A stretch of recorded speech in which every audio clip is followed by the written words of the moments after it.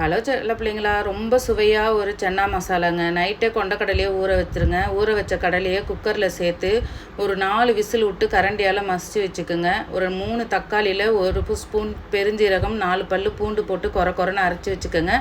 ஒரு 2 வெங்காயம் சாப் பண்ணிக்கோங்க. எண்ணெய் சட்டி வைங்க, கொஞ்சமாக எண்ணெய் ஊற்றுங்க. பட்டை, கிராம்பு, பெருஞ்சீரகம் போட்டுட்டு வெங்காயம் கருவேப்பிலை போட்டு நல்லா வதக்குங்க.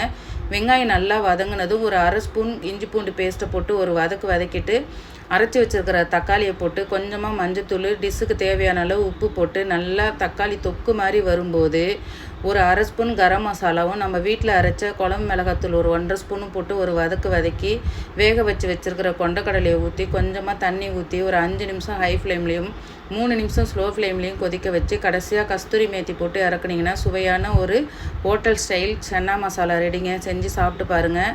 இந்த வீடியோ பிடிச்சிருந்தா லைக் பண்ணுங்கள், கமெண்ட் பண்ணுங்கள், மறக்காமல் சப்ஸ்கிரைப் பண்ணுங்கள். வாழ்க வளர்க. பாய் சொல்லுங்களா.